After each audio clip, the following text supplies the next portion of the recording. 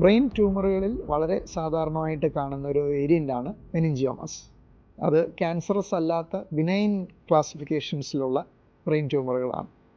Meningioma സാധാരണയായിട്ട് കാണുന്നത് female പേഷ്യൻസിലാണ്.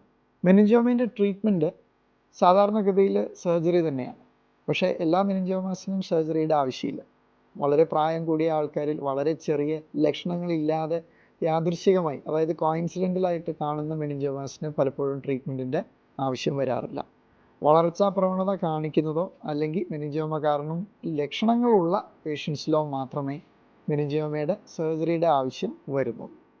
Meningioma പല തരത്തിലുണ്ട്. തീരെ വളർച്ചാ പ്രവണത ഇല്ലാത്തത് മുതൽ വളരെ പെട്ടെന്ന് വളരുകയും റിമൂവ് ചെയ്താലും തിരിച്ചു വളരാൻ കഴിവുള്ള രീതിയിലുള്ള ടിപ്പിക്കൽ ആൻഡ് വേരിയൻസ് ഓഫ് മെനിഞ്ചിയോമാസും ഉള്ളതാണ്.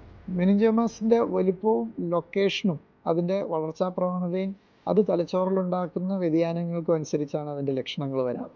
സാധാരണഗതിയിൽ ബ്രെയിൻ ട്യൂമേഴ്സിൽ വരുന്ന തലവേദന, ഛർദി, കാഴ്ചക്കുറവ്, മെമ്മറി ഇഷ്യൂസ്, അപസ്മാരം, ഇതെല്ലാം മെനിഞ്ചിയോമയ്ക്കും വരുന്ന ലക്ഷണങ്ങളാണ്. വളരെ ചെറിയ സബ് ക്ലിനിക്കലായിട്ട് കോയിൻസിഡൻ്റലായിട്ട് മാത്രം ഐഡൻറ്റിഫൈ ചെയ്യുന്ന മെനിഞ്ചിയോമാസിൽ യാതൊരു വിധത്തിലുള്ള ട്രീറ്റ്മെൻറ്റിൻ്റെ ആവശ്യം വരാറില്ല. മറിച്ച് അതിനെ നമ്മൾ ഫോളോ അപ്പ് ചെയ്യണം. തുടർന്ന് സ്കാനുകൾ എടുക്കുകയും അതിൻ്റെ വളർച്ചയെ നമ്മൾ അസസ് ചെയ്യേണ്ടത് അത്യാവശ്യമാണ്. മറിച്ച് ലക്ഷണങ്ങൾ ഉണ്ടാക്കുന്ന വലിയ മെനിഞ്ചിയോമാസ്, വളരെ കാതലായ സ്ഥലങ്ങളിൽ സ്ഥിതി ചെയ്യുന്ന മെനിഞ്ചിയോമാസ്, ഇത്തരത്തിലുള്ളവ സർജറിയുടെ ആവശ്യം വരാറുണ്ട്.